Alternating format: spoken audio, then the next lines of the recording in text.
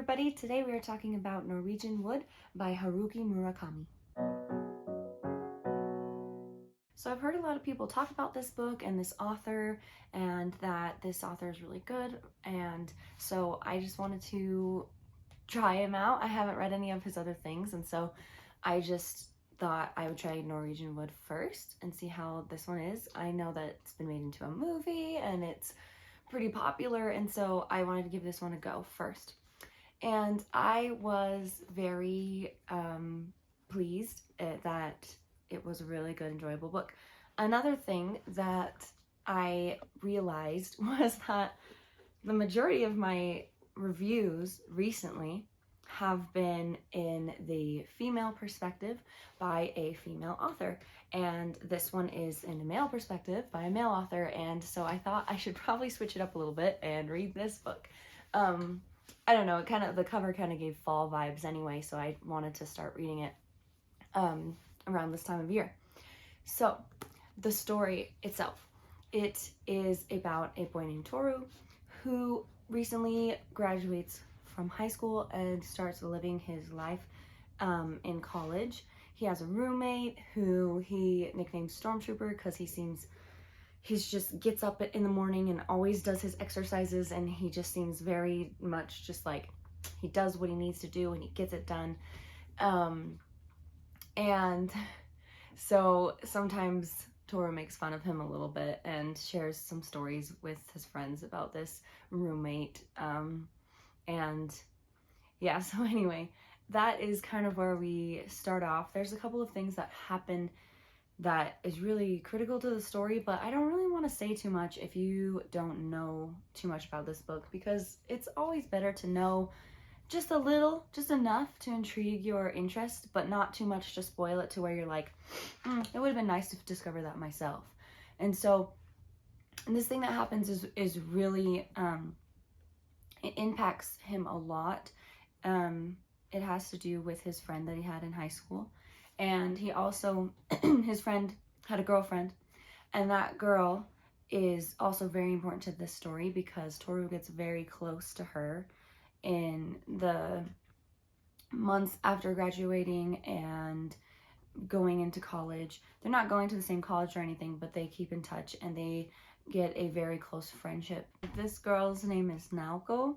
I'm not sure if I'm saying that right, but she is a very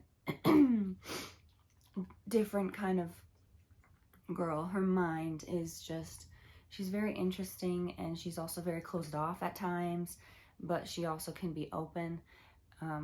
At certain times she can be very straightforward with like what she believes, but at the same time she can also be very drawn into herself and afraid to share some things. And so she is having a really hard time, a rough go of things, and so she ends up going to this facility. She's not ready to tell Toru about it, so he doesn't even know what's going on, but she ends up going somewhere that is really laid back. It's kind of like a mental hospital, but not. It's much more of an open space where if you don't want to be there anymore, you can just go. They're not gonna have like tight security where like they force you to stay or anything. So it's very open.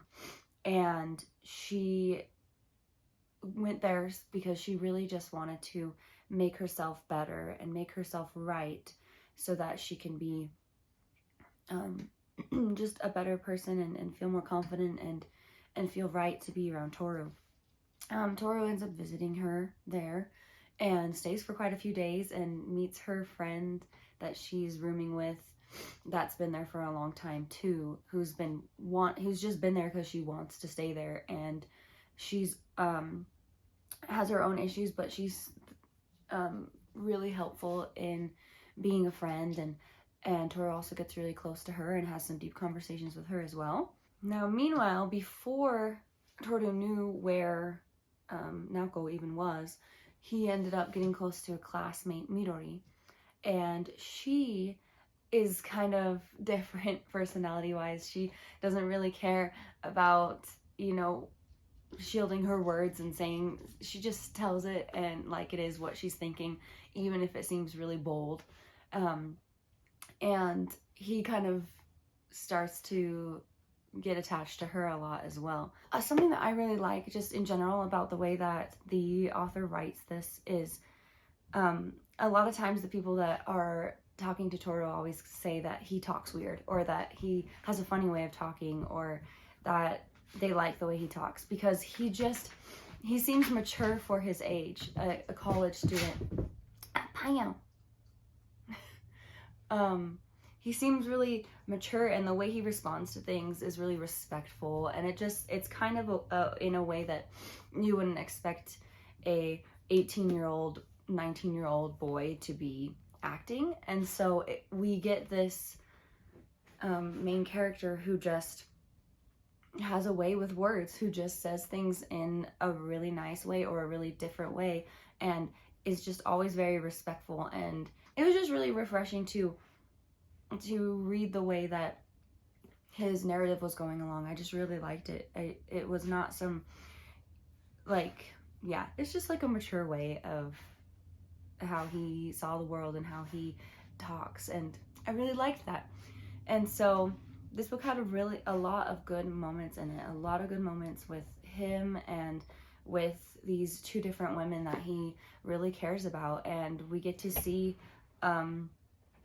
the differences of those two women, and we get to see how he interacts with both of them, and we get to have this little story that's not your typical love story. It's not your typical I don't know, romance or whatever. It's just so much more than that, and the way that it ends is probably not super expected. It's definitely not like one of those predictable type scenarios, and there's a lot of things that are sad that happen in this book too, that really kind of make you sit and ponder and think about things. And it's a nice read, and I would definitely recommend it. I really do just think one of my favorite things about it was just the way it was written, like the way the narrative is with our main character, the way that he responds to things. The dialogue between two characters